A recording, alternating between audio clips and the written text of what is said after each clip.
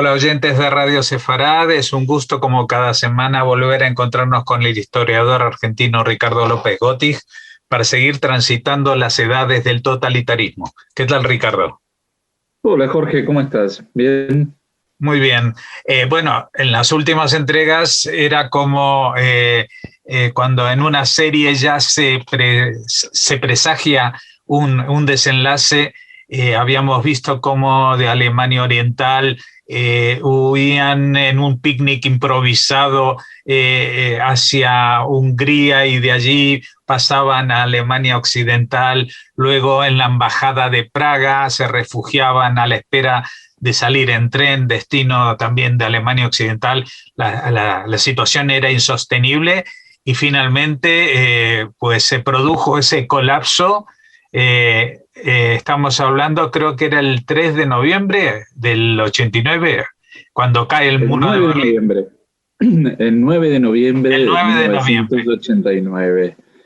que hoy en Claro, día, uno lo observa esto a la distancia, ya han pasado más de 30 años y pareciera algo bastante simple, pero la verdad es que ocurrieron muchos eventos que fueron anticipando esta caída tan estrepitosa, sobre todo a partir de las elecciones victoriosas de Solidaridad en Polonia. ¿Qué hubiera ocurrido si ese 4 de junio de 1989 Solidaridad no hubiera ganado las elecciones semilibres, ¿no? Porque fueron para una parte del Parlamento polaco? ¿Qué hubiese ocurrido? La verdad es impredecible. Lo cierto es que eso despierta una concatenación de hechos que muestran, por un lado, que Mikhail Gorbachev no quería ni tampoco podía mantener el férreo control de Europa Oriental. Esto es una cuestión a tener en cuenta porque lo que estaba ocurriendo en esos países es que ya no disponían de una cantidad de recursos para poder sostenerse.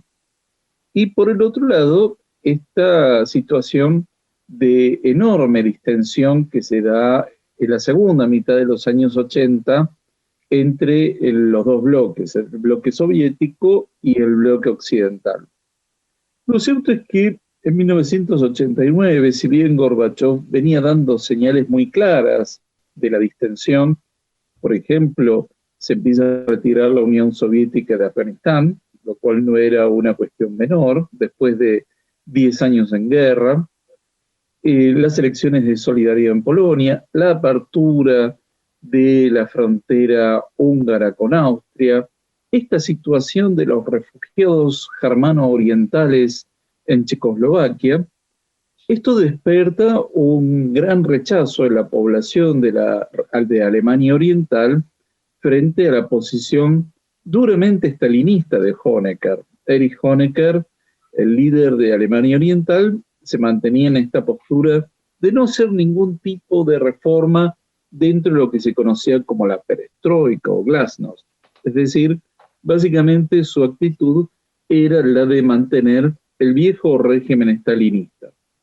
Esto lleva a que se suceda una serie de manifestaciones en las calles de Alemania Oriental, es decir, los movimientos disidentes empiezan a cobrar más fuerza ante esta situación internacional, a la que ni Gorbachev ni el entonces presidente muy bien cómo responder. Y lo cierto es que el liderazgo del Partido Comunista de Alemania Oriental decide reemplazar a Honecker. Esto se hace con el visto bueno de Gorbachev y el 1 de noviembre de 1989 Honecker es reemplazado por Egon Krenz. Un dato no menor porque suponían que con este cambio de liderazgo se iba a dar un proceso gradual de apertura y de hecho contaba con el apoyo de Erich Mielke, que era el director de la Stasi, el servicio de seguridad, que era una pieza muy importante en este régimen. Pero se suponía que iba a ser una apertura gradual, controlada, y que empiezan a hablar de que se iba a permitir el paso de un lado a otro de Berlín, separado desde 1961 por el muro. Con lo cual ahí lleva a una situación de gran confusión primero, Mikhail Gorbachev no estaba muy interesado por lo que estaba ocurriendo en Alemania Oriental. Su gran preocupación era dentro de la Unión Soviética, lo que ocurría en Bielorrusia, en los 3 países bálticos, que ya había indicios de una posible independencia de esas repúblicas soviéticas. Había serios indicios al respecto y también estaba muy preocupado por los acontecimientos políticos en Bulgaria, que también estaban mostrando que era un régimen que estaba al borde de la caída. Pero lo que ocurre el 9 de noviembre de 1989 fue algo absolutamente sorpresivo para todos los grandes actores políticos internacionales. De hecho, ni Bush, ni Mitterrand, ni Helmut Kohl, ni Gorbachev realmente podían predecir estos acontecimientos. Y es que cuando se empieza a hablar de la apertura de las 2 fronteras, realmente no había un plan establecido para esa apertura y la posibilidad que se pasaran de un lado a otro de Berlín. Cuando a un funcionario de Alemania Oriental en un programa de televisión se le pregunta al respecto, dice que inmediatamente se iba a abrir. Lo cierto es que no había ningún plan al respecto. Esto hizo que además en Berlín Oriental corriera el rumor de que esa noche, la del 9 de noviembre, se iba a abrir la frontera, con lo cual miles y miles de alemanes orientales empezaron a agolparse en los puestos fronterizos para cruzar simplemente a la otra parte a la que veían detrás del muro. Esto hizo que muchos soldados, ¿no?, y oficiales a cargo de esos puestos fronterizos finalmente accedieran a abrir ante la presión de tanta gente que se estaba juntando y que no había reglas claras, y que además Gorbachev había indicado a las Fuerzas Armadas soviéticas instaladas en Alemania Oriental a que mantuvieran la serenidad y que no intervinieran en ningún caso. Bueno, lo cierto es que esa noche feliz se abre la frontera, miles de alemanes orientales pueden pasar a Berlín Occidental por primera vez, y ahí se da esa circunstancia de que además empiezan a derribar el muro. Más allá de que se conserva una parte justamente para recordar lo que fue esa separación física. Pero ahí las piezas del dominó se aceleran rápidamente y esa caída del muro es el símbolo de una nueva etapa. Muchos dicen que el siglo XX termina justamente esa noche de 1989, marca el fin de toda una etapa, pero no obstante vamos a ver que algunos se mantenían todavía en el poder, como van a ser los casos de Checoslovaquia, de Rumania y obviamente en la Unión Soviética. Ahora bien, esto marcaba claramente la falta de legitimidad de Alemania Oriental en tanto República Democrática Alemana, e inmediatamente todo esto que había intentado Egon Krenz se disuelve en el aire.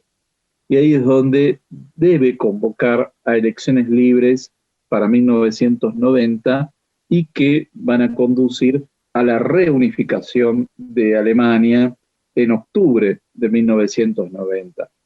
Pero acá lo interesante a señalar siempre es que ni Bush, ni Gorbachev, ni los otros grandes actores políticos europeos realmente podían predecir esto, y de hecho siempre se recuerda que François Mitterrand, el presidente de Francia, le reclamaba a los politólogos y los internacionalistas que no habían podido predecir los acontecimientos de Europa Oriental de 1989.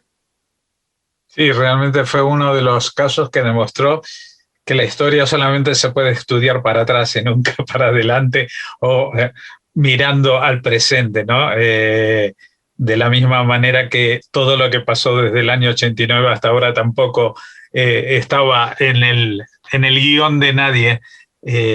Y yo creo que entonces tampoco se creían los propios Estados Unidos que iba a caer el bloque comunista al completo en poco tiempo, ¿no?